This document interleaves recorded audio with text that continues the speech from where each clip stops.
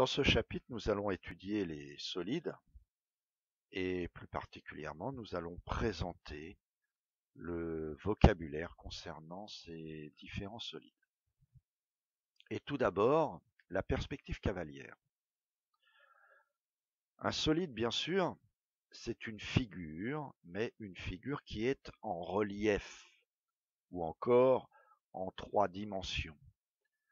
Et cette figure, elle est conçue comme un assemblage de plusieurs figures qui, elles, sont planes, ou encore plates si vous préférez. Et ces figures sont des figures à plusieurs côtés que l'on appelle polygones.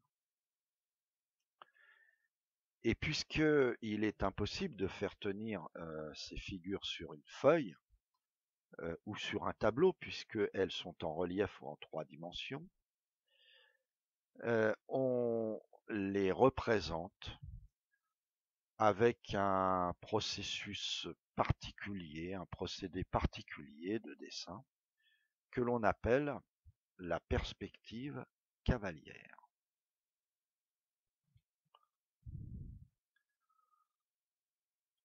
Prenons 3 exemples de solides que nous avons représentés en perspective cavalière.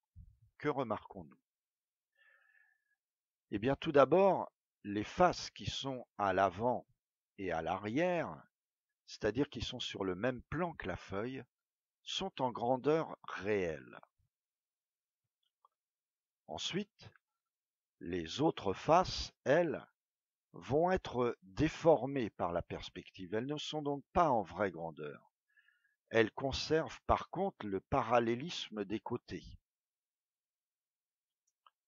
Et enfin, en troisième, les arêtes que nous ne sommes pas censés voir sont représentées, elles, en pointillés.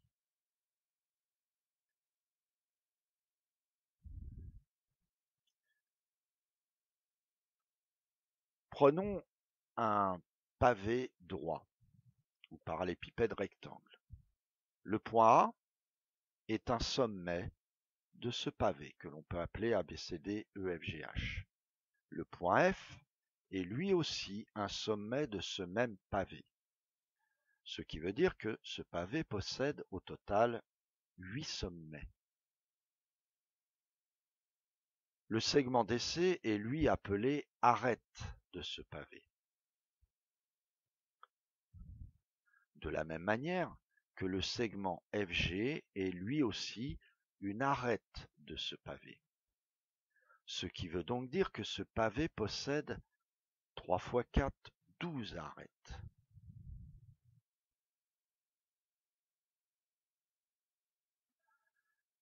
Le rectangle ABCD, qui est déformé puisqu'il est dessiné en perspective, est une face de ce pavé.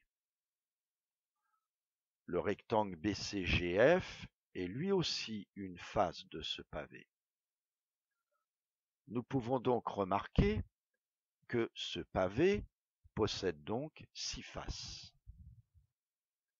Regardons maintenant un autre solide qui est délimité par plusieurs faces, par exemple le triangle ABC qui est une face, le triangle ADC qui est une deuxième face, le triangle ADB qui est une troisième face et le triangle BCD qui est une quatrième face et dernière face, ce qui veut dire que ce solide possède 4 faces, on l'appelle tétraède, on y reviendra.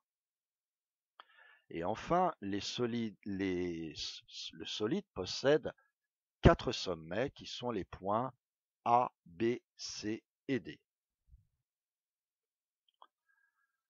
Le segment BC est donc lui une arête de ce solide, ainsi que le segment DC. Nous remarquons donc que ce solide possède 6 arêtes.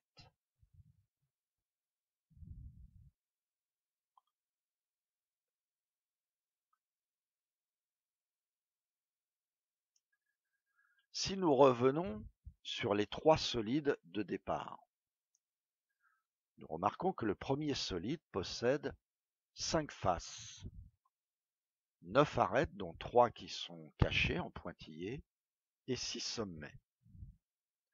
En fait, ce solide s'appelle un prisme droit. Nous y reviendrons, et ces deux bases sont des triangles, donc c'est un prisme droit à base triangulaire. Le deuxième solide possède 6 faces, dont 10 arêtes, dont 3 sont cachées en pointillés, et 6 sommets.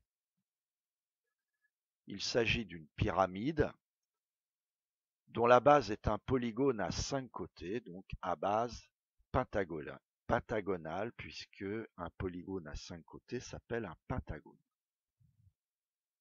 Le dernier solide possède, lui, 8 faces, 18 arêtes, dont 5 qui sont cachées en pointillés, et 12 sommets. Il s'agit là aussi d'un prisme droit, dont les deux bases sont des polygones à 6 côtés, qu'on appelle des hexagones. C'est pourquoi ce prisme droit s'appelle prisme droit à base hexagonale. Si nous voulons construire un solide, il nous faut d'abord réaliser ce que l'on appelle un patron ou encore un développement. Voilà l'exemple d'un patron ou d'un développement de pavé droit. Si nous le posons sur la table, représenté ici en perspective cavalière, il nous suffit ensuite de découper ce patron et de le plier. Et enfin, de coller les différentes arêtes et nous obtenons notre prisme droit. Donc, pour construire un solide, la première chose à faire est d'abord de réaliser son patron ou son développement.